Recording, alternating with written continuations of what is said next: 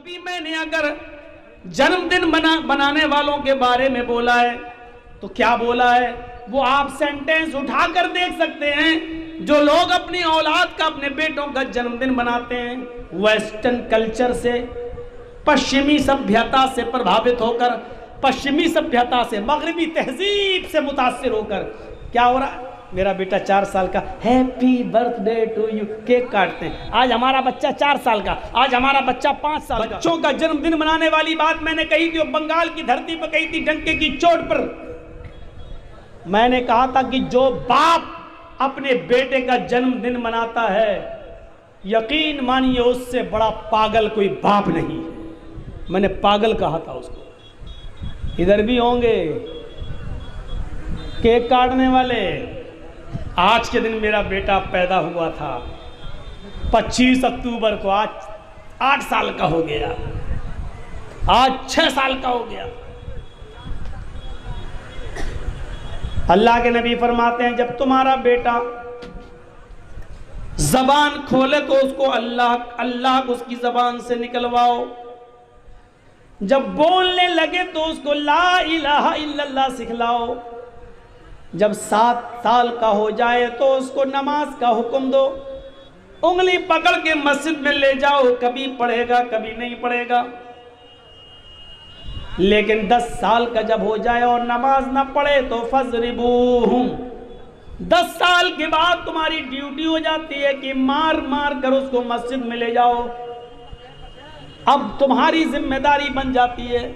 अल्लाह के नबी ये नहीं कह रहे 6 साल का हो जाए तो ये मनाओ, 8 साल का हो जाए तो ये मनाओ, क्योंकि नबी ऐसे काम कराना चाहते हैं कि तुम्हारा बेटा जैसे जैसे बड़ा होता जाए तो जन्नत के करीब जाता जाए, जहन्नम के करीब न जाए। 7 साल का हो तो नमाज के लिए ले जाओ और 10 साल का हो तो मारो अगर नमाज न पढ़े। ये नबी हुक्म दे रहे हैं या अय्युहल्लज़ीना आमनू क़ू अनफुसकुम व अहलीकुम नारा, ईमान वालो अपने आप को भी जहन्नम के आग से बचाओ और अपने अहल व अयाल को भी जहन्नम के आग से बचाओ, अपने बीवी बच्चों को भी जहन्नम के आग से बचाओ।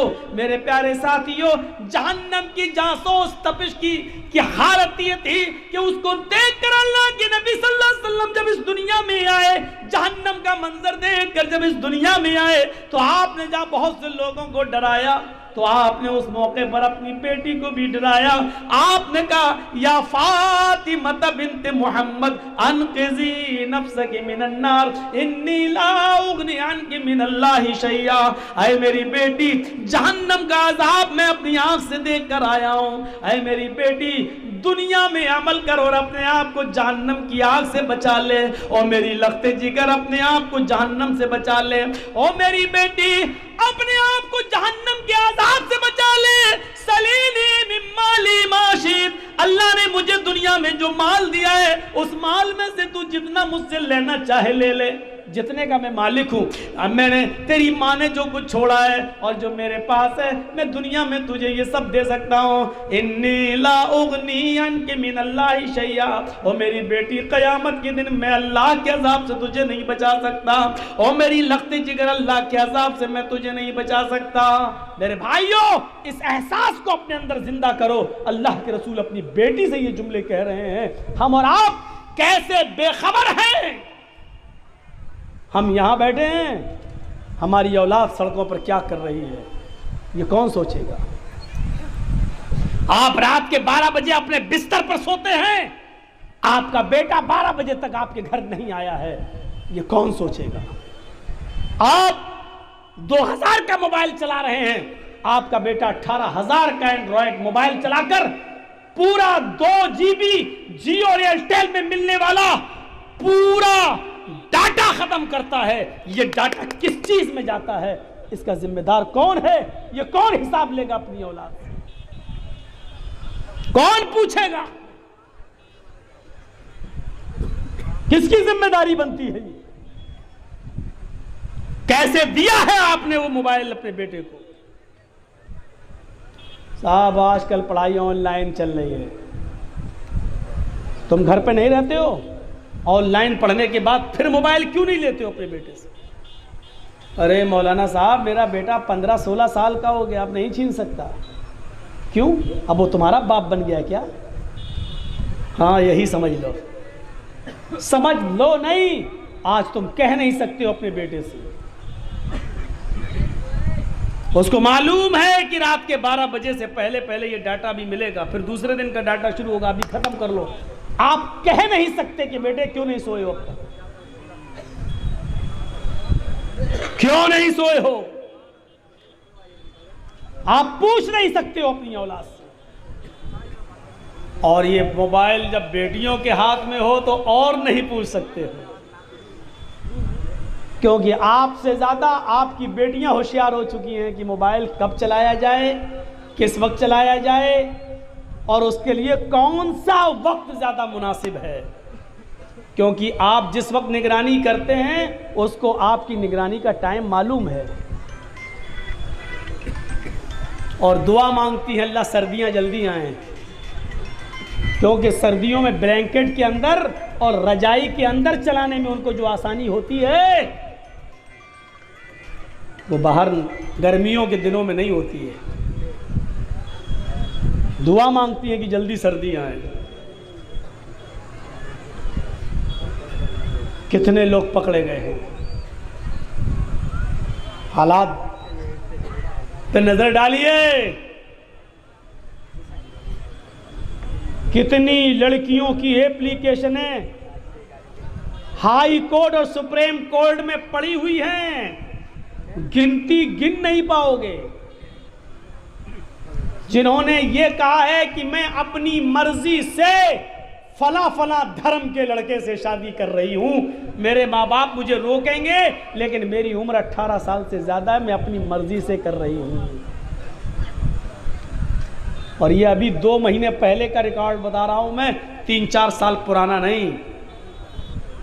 ये फिर से उठा है कितना। ये किसकी देन है? कभी सोचा है कि हमारी लड़कियां जब कल मरेंगी तो वो कब्र में दफनाई नहीं जाएंगी, वो जलाई जाएंगी। कभी आपने पढ़ा है कि आपकी बेटियों का जब निकाह होगा तो या अय्युहल्लज़ीना आमनुत्तकुल्लाह हक़्क़ तुक़ातिह और या अय्युहन्नासुत्तक़ू रब्बकुमुल्लज़ी खलक़कुम मिन नफ्सिन वाहिदा नहीं पढ़ा जाएगा, बल्कि वहां 7 फेरे लगाए जाएंगे।